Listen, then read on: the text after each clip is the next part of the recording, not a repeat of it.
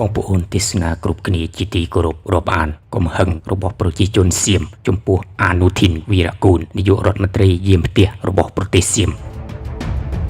យ៉ាងណាមិញយោងទៅតាមការផ្សាយព័ត៌មានដែលរៀបរាប់អំពីទុក្ខលំបាកជីវិតរបស់ប្រជាជនសៀមនៅលើបណ្ដាញសង្គមរបស់សៀមជាច្រើនខេត្តក្រុងរបស់ប្រទេសសៀមដែលវាពិសេសខេត្តសៀមមួយចំនួនដែលមានព្រំដែនជួបជាមួយនឹងប្រទេសកម្ពុជានោះគឺជីវភាពរស់នៅរបស់ប្រជាជនសៀមនេះគឺវាមានជីវភាពលំបាកលំបិនខ្លាំងណាស់ស្ទើរតែរោគអង្គច្រកឆ្នាំងគ្មានផងដែរ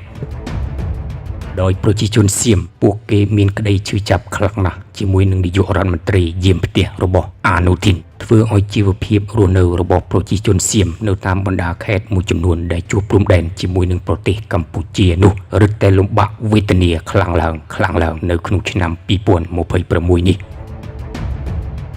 ដោយសារតែការដឹកនាំរបស់នាយករដ្ឋមន្ត្រីអនុทิនយាមផ្ទះរបស់សៀមនេះជាពិសេសពួកក្រុមប្រជាធិបតេយ្យរបស់សៀមពួកនេះគឺចេញមករាយការណ៍ពីសង្គមថៃនេះជាច្រើននិងពីទុក្ខលំបាករបស់ប្រជាជនសៀមនេះផងដែរ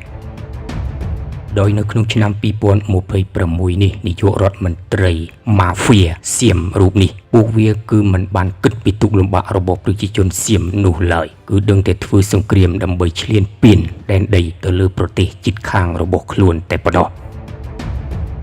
ដើម្បីនឹងផលប្រយោជន៍ប្រជាប្រិយភាពរបស់បកពួករបស់វានៅក្នុងសង្គមសៀមតែប៉ុណ្ណោះនៅត្រង់ប្រជាជនសៀមរស់នៅគ្មានអង្គច្រកឆ្នាំងលំបាកវេទនានៅតាមព្រំដែននោះគឺអនុทินវីរៈគូលនាយករដ្ឋមន្ត្រីសៀមយាមផ្ទះរូបនេះវាពុំដែលខ្វល់ពុំដែលខ្វាយអ្វីនោះឡើយ